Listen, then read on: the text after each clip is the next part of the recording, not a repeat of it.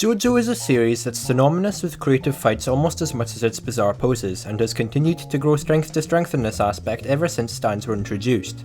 As the series grows, it gets to a point where you have to wonder, where can Araki go from here? For this very reason, the Wrecking Ball arc stood out as it completely threw all my expectations out of the window. So, why does it work? Let's find out. The arc is a weird one, as it doesn't really feel like a JoJo fight at all. Majin's stand doesn't have any offensive capabilities, so instead he uses firearms, similar to the 11 men fight.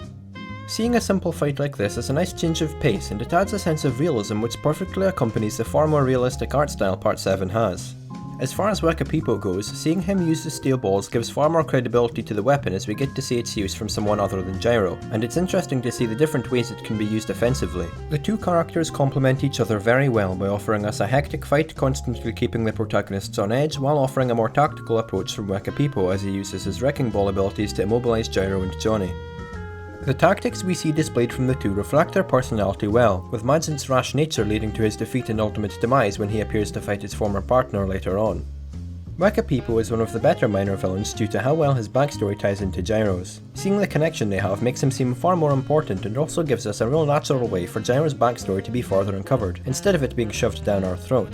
Sometimes when an ability appears in JoJo it never appears again, and I appreciate that with the golden rotation Araki has a good explanation for why it fails to appear. Its absence keeps the fight fresh compared to the Silent Way arc, as the duo are left with very little ways to kill their enemy.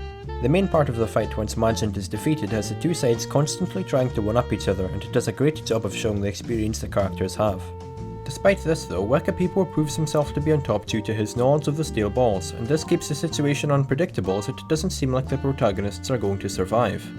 Ultimately, the luck-based factor leading to Gyro's success would have annoyed me if we were dealing with a one-off villain, but all we see from Wekapipo is good setup for when we next see him working as an ally, with this arc not undermining his character in any way.